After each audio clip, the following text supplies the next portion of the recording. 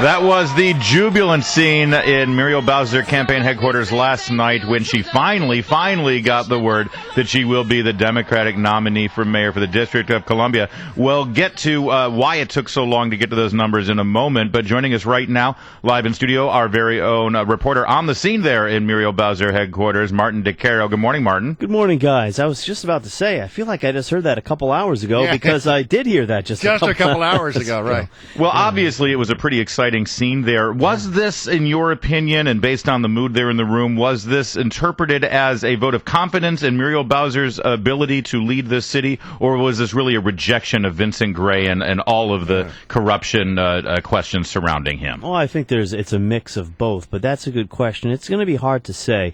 So let's just go back in time when Vincent Gray, about a month ago or so, when he was still ahead in the polls, and then Jeffrey Thompson pleaded guilty and implicated him in the shadow campaign from 2010. Again, Gray has not been charged, but he was implicated by his former associate, Jeffrey Thompson. If that had not happened, and I don't like to stray into counterfactuals, at some point along the road here, though, of course, Gray still had the taint of that shadow campaign, Brian. And at some point, people were going to have to make a choice either way. And there was a feeling among some of the reporters I was speaking to that she might have won anyway. But certainly, after the Thompson plea deal, it really hurt Gray. It probably sunk his campaign.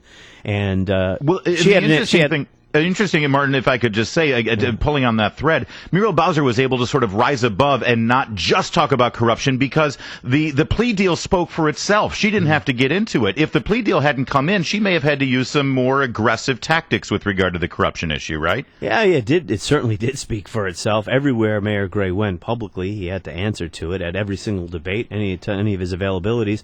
She won with, in a very crowded field, 44, I believe, 44%. Yeah, 44%. That's an impressive total, even with the Gray issues.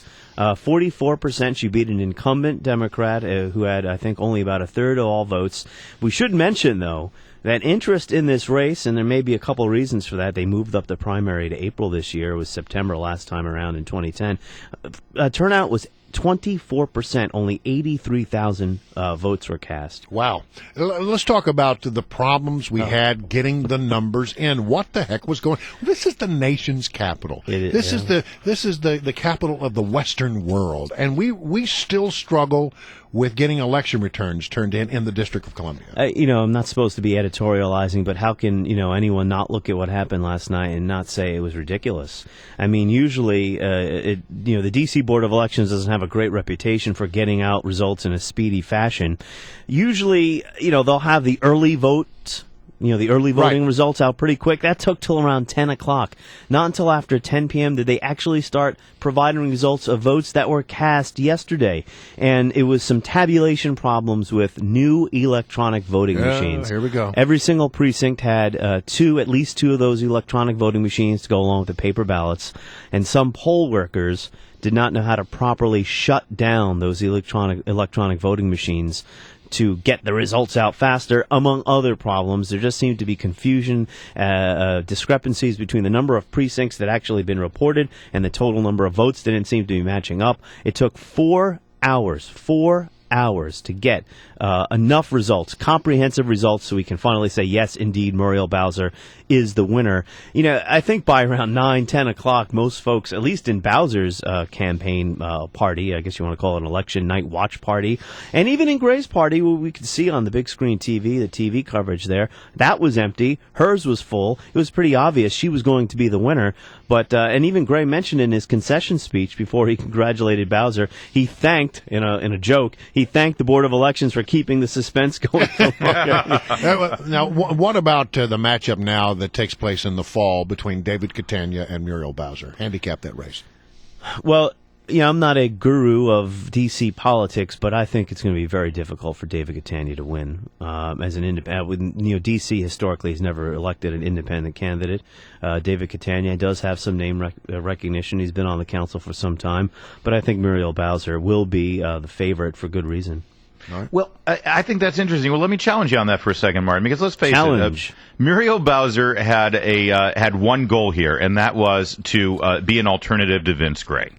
Her entire campaign was about securing a competent and able persona that could run the city instead of the corrupt mayor that we've had for 4 years. Now, she's got a long slog. It's a long time between now and November, and all of those questions about her ability, about her experience, and whether she has the stuff to actually run a city as complicated as Washington, D.C., all of that is going to have to be tested, and she's not going to have 7 other candidates alongside her during these debates and during that discussion to have to be able to share time with. It's one-on-one.